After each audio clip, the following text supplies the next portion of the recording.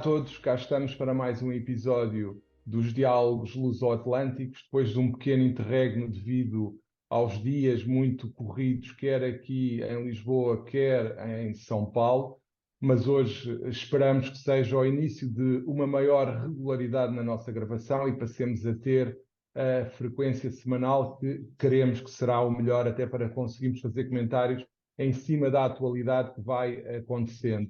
E hoje, em cima da atualidade, temos uma notícia vinda do Brasil que penso que é muito interessante de analisar em Portugal, porque é uma realidade que nós não conhecemos, mas que, quiçá, poderemos vir a conhecer num futuro muito próximo. Então, diz-me, Rui, o que é que aconteceu aí no Brasil que está a criar alguma polémica pela sua singularidade? Olá, João, e espero que esteja tudo bem consigo, que esteja tudo bem em Lisboa, notadamente neste diálogo especial, após um pequeno interregno que tivemos por conta dos compromissos profissionais, e lançaremos hoje, dia 25 de abril, Revolução dos Cravos, que gostaria de ouvi-lo daí a respeito do assunto. Pois bem, daqui do Brasil, a notícia é pontual, de forma bastante rápida, relacionada ao mundo jurídico. E a primeira delas, são duas notícias, João, e faço questão de pontuar. A primeira delas causou certa estranheza, que foi uma subseção da Ordem dos Advogados do Brasil, São Paulo, a subseção de Santana, que criou a Comissão do Homem. Tá? Em tese, o texto trata aí de uma iniciativa que aprofunda o preconceito e a questão da cultura misógina já existente em nossa sociedade, e essa é a crítica que é feita no presente momento.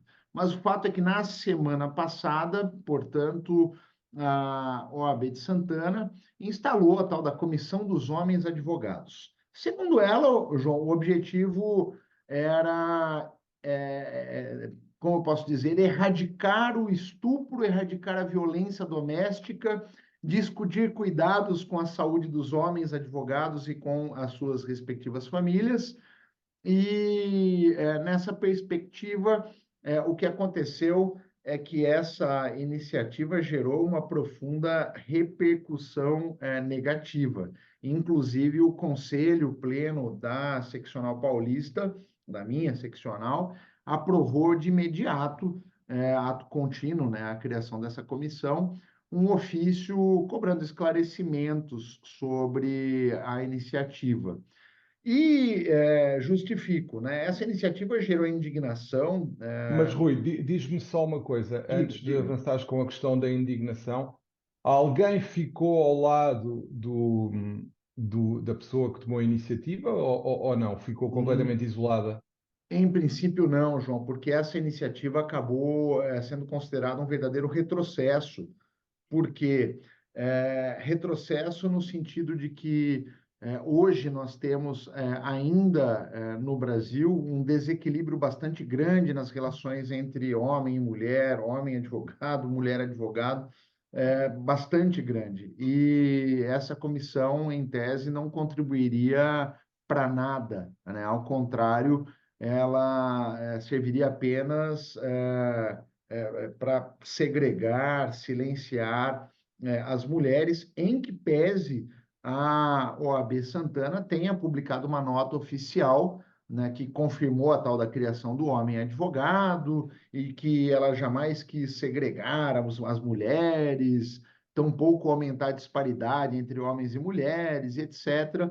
Mas o fato é que houve um desconforto bastante grande, e esse desconforto gerou todo essa tensão com relação a esse E assunto.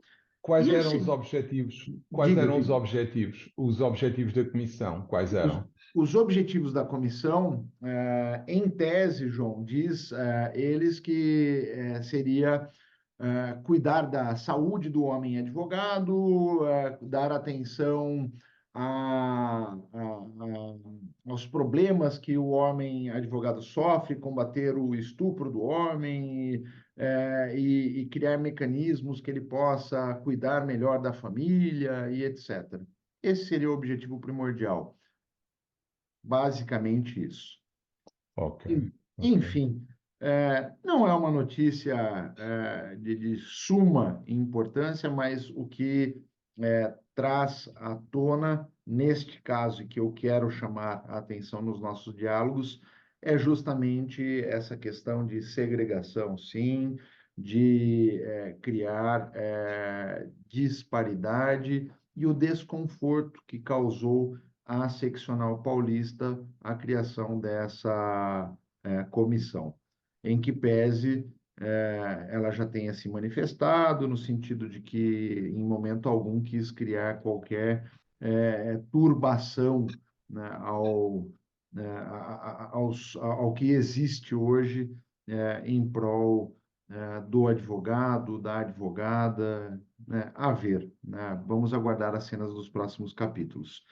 E, João, uma segunda notícia aqui do Brasil é que, e essa sim é interessante, mais do que a comissão do homem advogado, é a notícia de que na semana passada, aliás, na semana passada, isso mesmo, aqui no Brasil, o BTG Pactual, um banco bastante grande, conhecido, presidido pelo senhor André Esteves, identificou que dentro do seu quadro diretivo jurídico, portanto, dentro do quadro dos advogados desse banco, havia um deles que era o equivalente ao Mike Ross, daquela série Suits.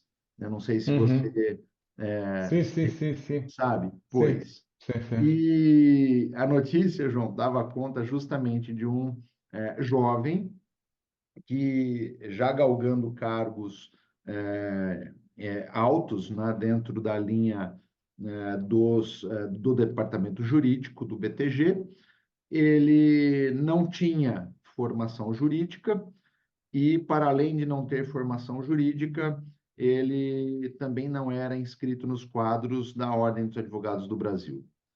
Isso gerou, sim, um quiprocó. É a vida imitando a arte, mais uma vez.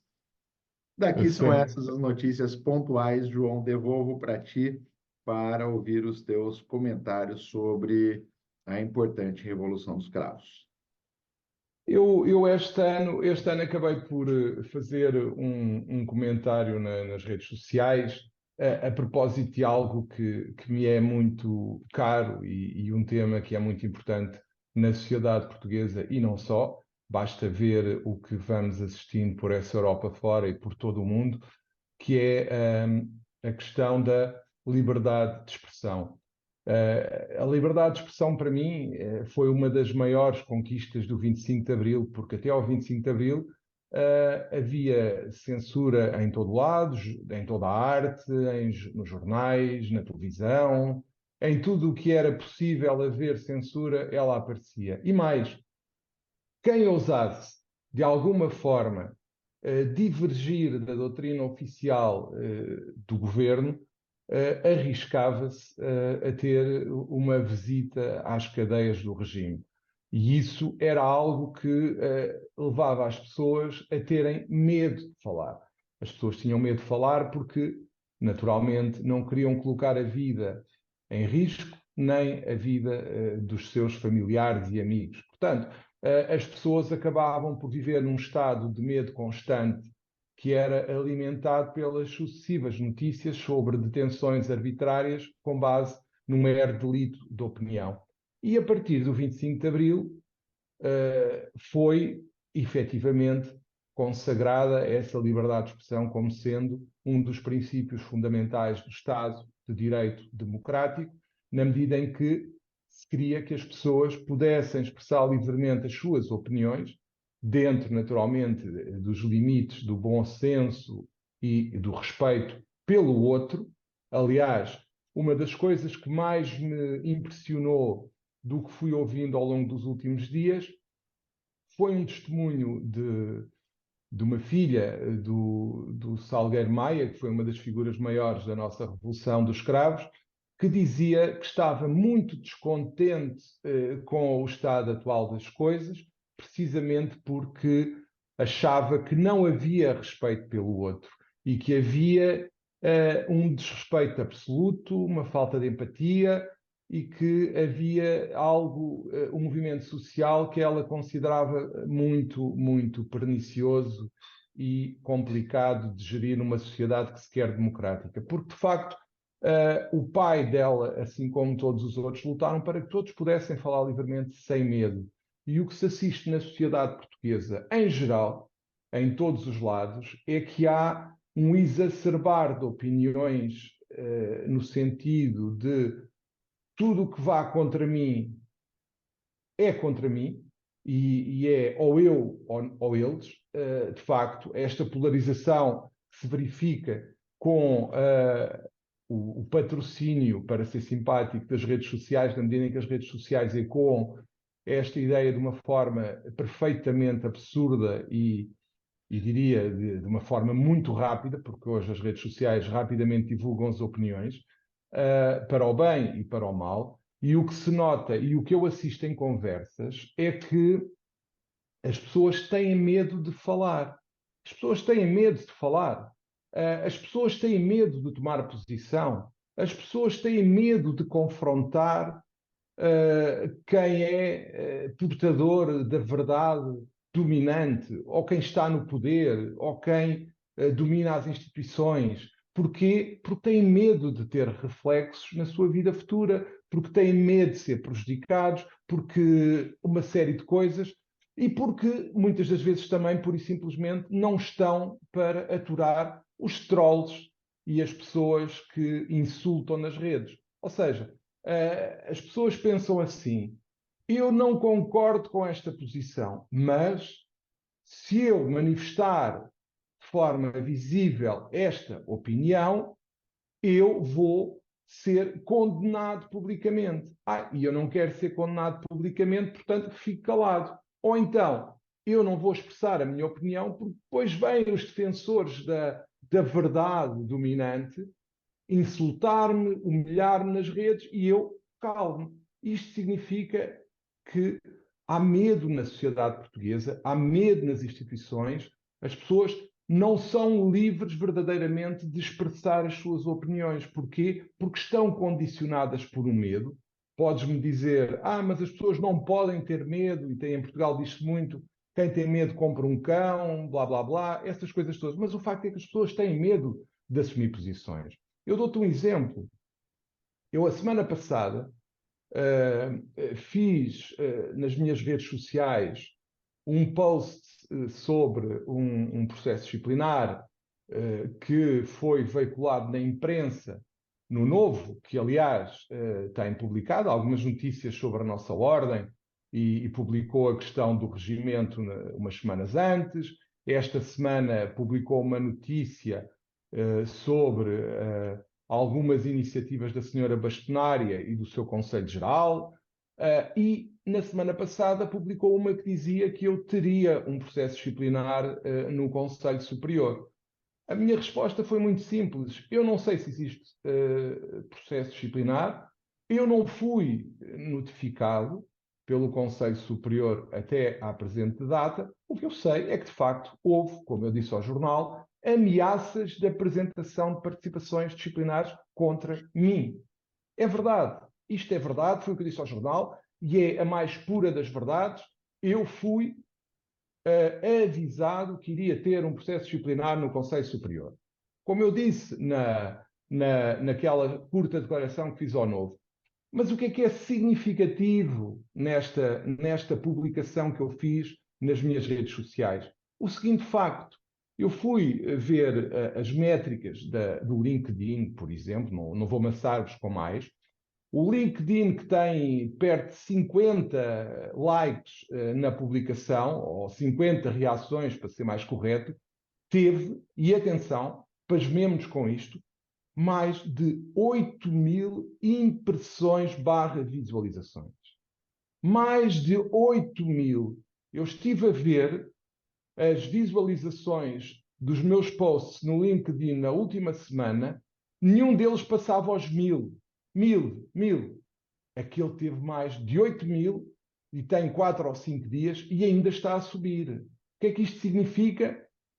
Que há pessoas que vêem que houve um grande interesse em ver aquele post, mas depois as pessoas têm medo de tomar posição, têm medo de comentar, têm medo de publicar reações visíveis que permitam a sua identificação. Taticismo, medo, oportunismo político, chamem-lhe o que quiserem, o que é um facto é as pessoas não querem assumir uma posição. E isto é precisamente aquilo que o 25 de Abril preconiza, que é a liberdade de eu ter a minha posição, tu teres a tua, que pode ser diametralmente oposta à minha. Ao contrário do que muitas vezes acontece em algumas instituições. Eu dou-te o exemplo, o meu Conselho Regional vota deliberações com as quais eu não concordo e são aprovadas. Porque, obviamente, é a liberdade que vigora. As pessoas são livres de pensar o que entenderem. E isso é o mais importante, é o valor mais importante. Eu posso não concordar contigo, mas tenho que respeitar a tua opinião e não a posso condicionar de maneira nenhuma, nem a pessoa se pode sentir condicionada. E neste momento, quer na Ordem dos Advogados, quer na sociedade em geral, existe medo de expressar a sua opinião. E isso preocupa-me porque as pessoas, como eu disse, ou silenciam ou, pura e simplesmente, se dizem alguma coisa, são alvos de ataques pessoais que as procuram calar, e isso, para mim, é inaceitável. João, Portanto, permita-me uma parte, porque confesso que esse interregno entre os nossos diálogos deixaram-me ávidos para ouvir os seus sempre cirúrgicos comentários sobre os assuntos. E esse assunto da liberdade de expressão nos é muito caro, porque já foi objeto de diversos comentários nossos ao longo dos diálogos luso-atlânticos.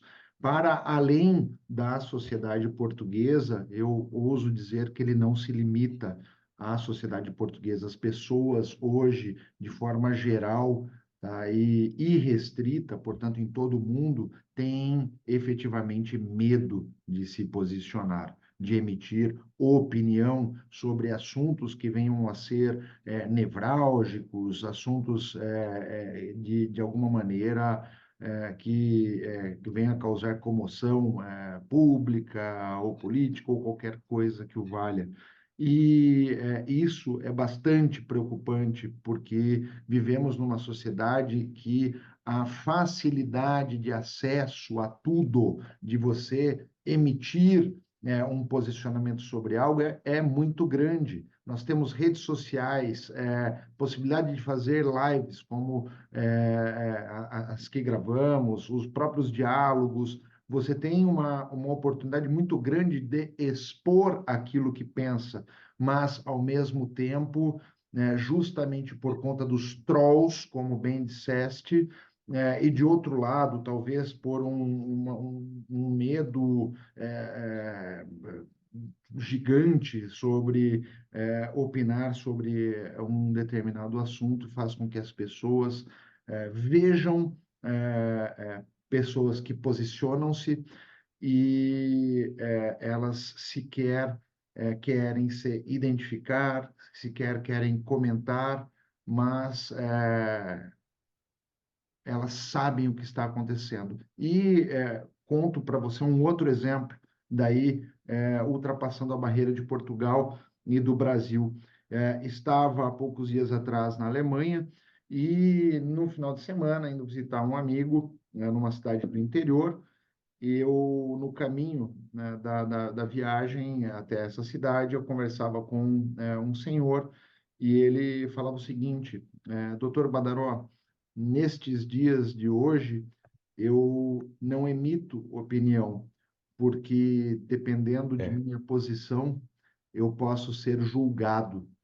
E eu não tenho mais idade para ser julgado, e nem me sinto à vontade de sê-lo.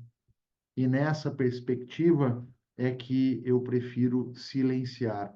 E daí, João, eu disse a ele o seguinte: chegará um momento que o silêncio de todos em tomar uma posição chegará no limite.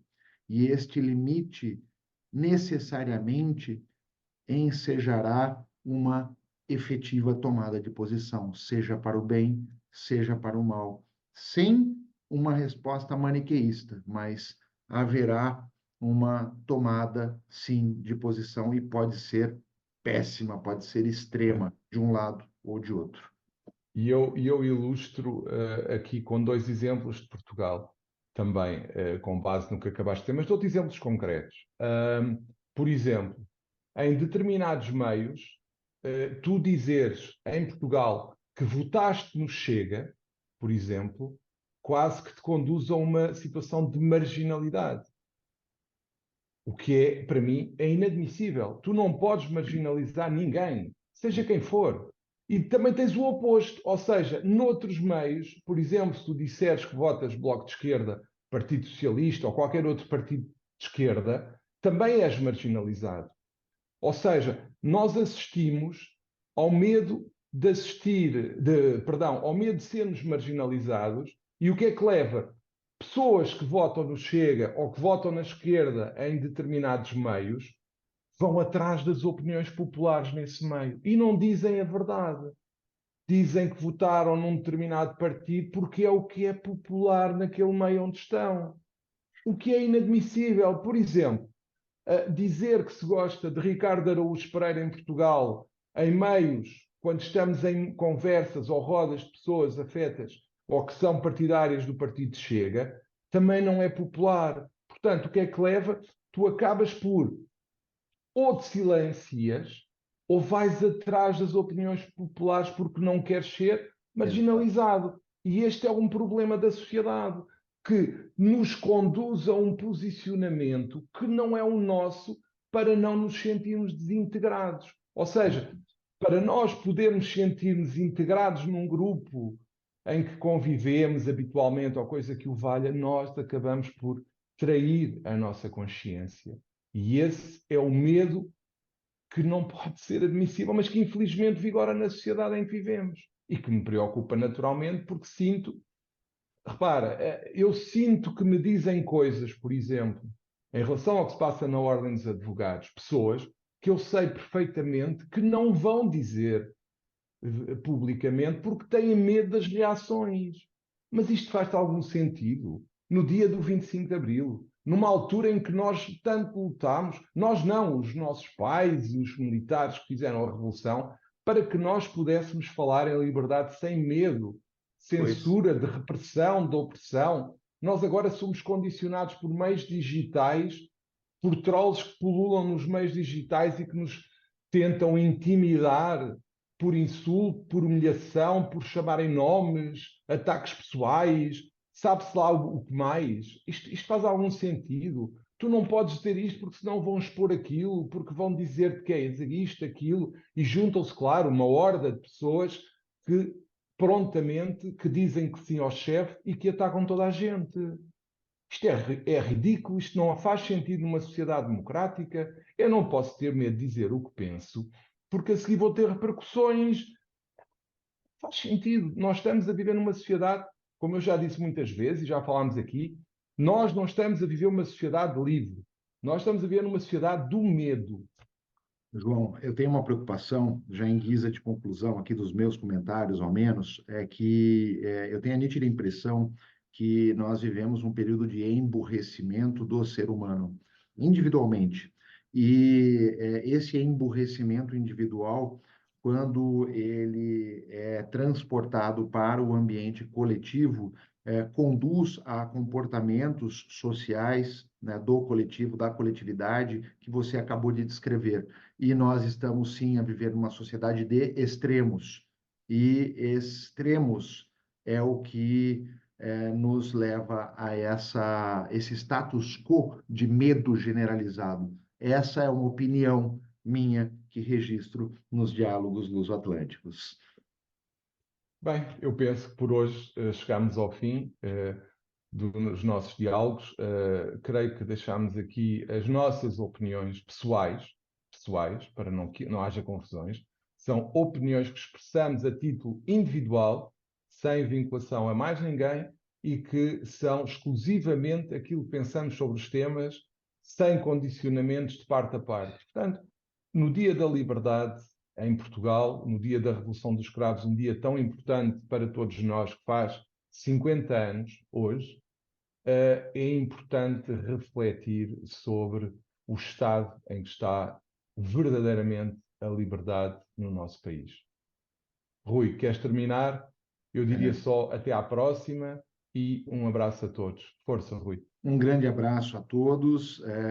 Reitero as palavras do estimado amigo João. E registro desde já que as nossas opiniões pessoais, ao menos nesse caso, são coincidentes. E as reitero mais uma vez. É de suma importância que todos aqueles que nos acompanham reflitam sobre a importância da Revolução dos Cravos para a manutenção ou a criação de um status quo de liberdade de expressão, em que as pessoas possam efetivamente usar as suas liberdades. E nós precisamos romper os grilhões dessa sociedade do medo em que vivemos, seja em Portugal, no Brasil ou no resto do mundo. Um grande abraço a todos e até o próximo Diálogos Luso-Atlânticos. Espera aí, João.